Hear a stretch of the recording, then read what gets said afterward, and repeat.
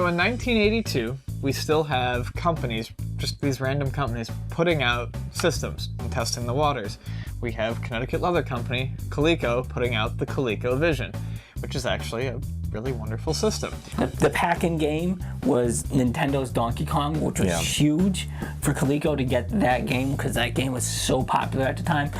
And it just, that game, because of that game, this console sold very well. The main thing that Coleco did, which is what a lot of the third-party games did, was they just opened up the checkbook and started buying licenses. So they had Donkey Kong and Mousetrap, and they had a lot of arcade machines.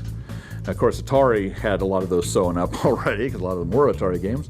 Now, at the time, you could play Donkey Kong on the Intellivision, which you can barely make out the gorilla on it, or you can play it on the 2600 maybe, and it's maybe slightly better looking like a gorilla, but it's still not.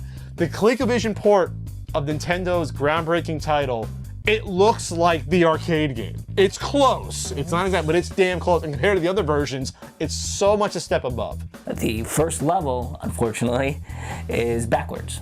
The way the building is made, it's just reversed.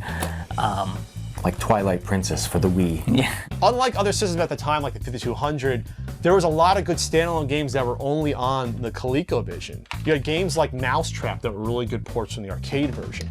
The Zaxxon port was probably the best one. Zaxxon was a great arcade game that came out in '82, and almost everyone who had a ColecoVision had to get Zaxxon. You had the Smurf game. I love that Smurf game. So it's great, and it's an early platformer, so it's not the first of its kind, but it is kind of, at the time it was still very unique to play a game of this variety. They came out with a 2600 converter that you would pop in right into the system and play 2600 games. Yeah, the expansion module. Right. ColecoVision said, you know what?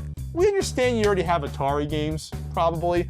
How about you buy our expansion module, so on the ColecoVision you can play your 2600 game library on our system. Atari sued them but lost, because ColecoVision wasn't stealing any Atari technology, no.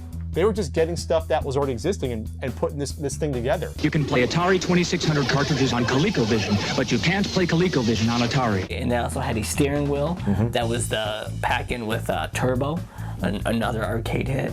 And they also had the action joystick. Yeah, it was like a trigger joystick. Super action joystick. Yeah. And it had like twirl to it on the actual stick. I've never seen a controller like that since. It's pretty interesting. Pretty innovative for the time. Love the ColecoVision. It's my favorite pre-Nintendo system by far. And yeah, ColecoVision. It did extremely well in sales until the video game crash. And that's a shame because, yeah, ColecoVision, good Coleco. Way to come back from your handhelds and blips and tabletops. ColecoVision. Buy it today.